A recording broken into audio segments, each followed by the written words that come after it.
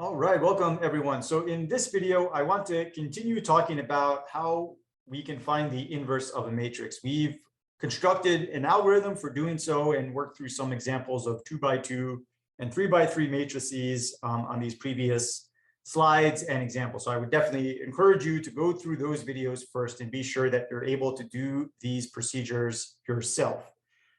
It's great to use Python to check your work.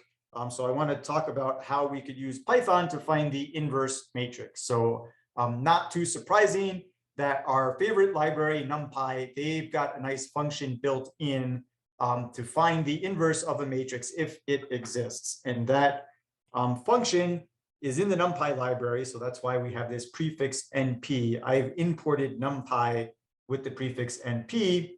And the function is just linalg.inverse. And then we input the name, the object where we have saved our matrix. So I first imported my matrix as an array, save it as a, and then we input that into this function, the linalg inverse function.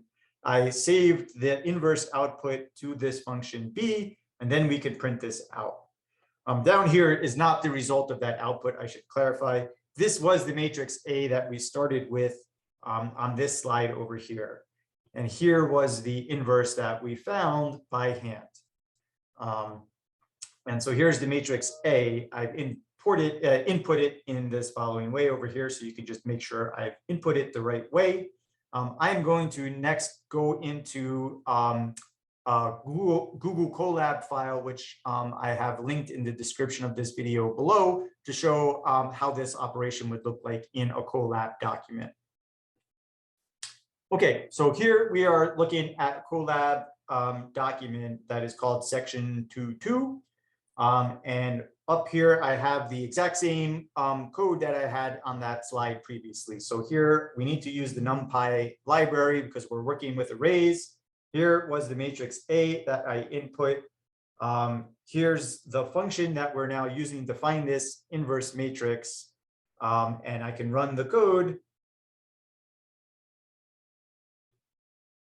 and check the output. And so now here we can see the output. This is the inverse matrix for A, and you can double check this matches the same matrix that we found when we did this process using the algorithm of applying elementary row operations. So that's great. Okay, we have a nice built-in function for finding these inverses. The other 3x3 example that we took a look at, I've entered that matrix here. Remember that one did not have an inverse. When we started applying these elementary row operations, we realized that this matrix, its reduced row echelon form is not row equivalent to the identity matrix. So let's see what happens when we try and run this code when we try and find the inverse of a function which has no inverse. Great, this tells us there was an error. And that error could be either we entered something incorrectly in our code, or possibly the function crashed because this matrix has no inverse. And in our case, it's the latter of those options. This matrix does not have an inverse. That's why this code crashed. So just keep in mind, you want to be sure that when you get these error reports, you're clear as far as what caused the error. In this case, it was nothing that we entered. It was just that Python is trying to solve a problem which is unsolvable. This matrix does not have an inverse. And here are the 2x2 cases that we looked at. I don't need to enter this line every time since I've already imported this library. But here was a 2x2 matrix. We found its inverse on previous example, going through and applying elementary row operations. It has an inverse. It checks out with the answer that we found. Here was the other 2x2 case that we looked at, and this one did not have an inverse, and we're getting this crash error over here.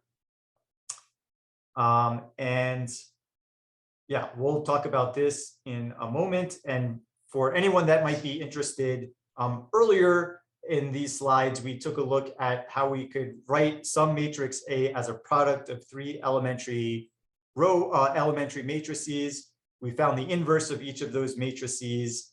and then took the product of the inverses in the reverse order to check that it gave us an inverse matrix. So if you want to play around with that example in Python, there are some matrices here that might help.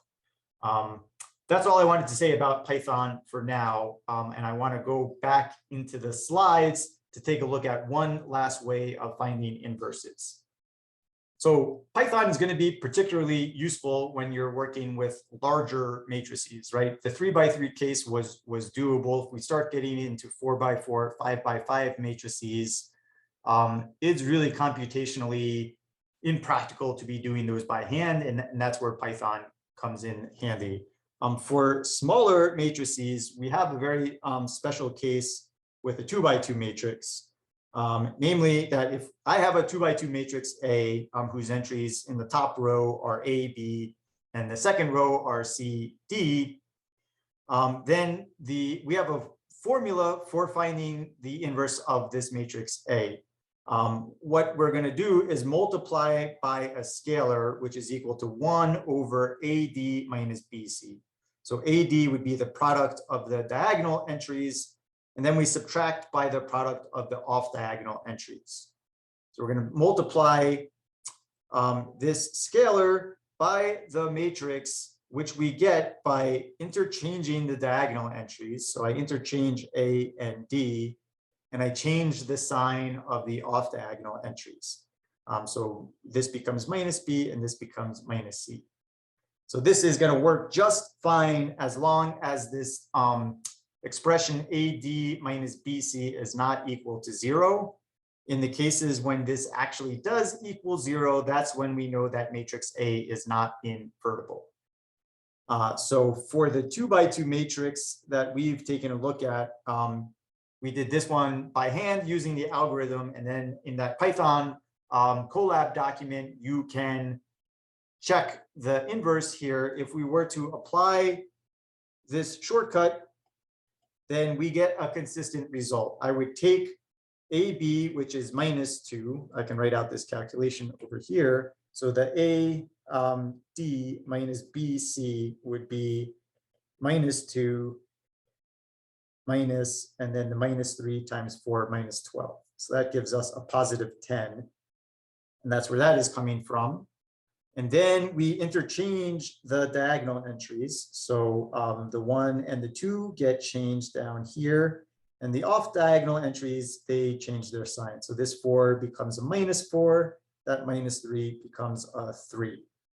And then what's left over is this matrix A. And if you were to multiply this scalar, this 1/10 by every term in that matrix, we would get back exactly the calculation we've already used to find a inverse. Okay, so one last thing to talk about as far as inverse matrices go in this section, and that is now let's revisit systems of linear equations and see how inverse matrices will help us solve some systems of linear equations.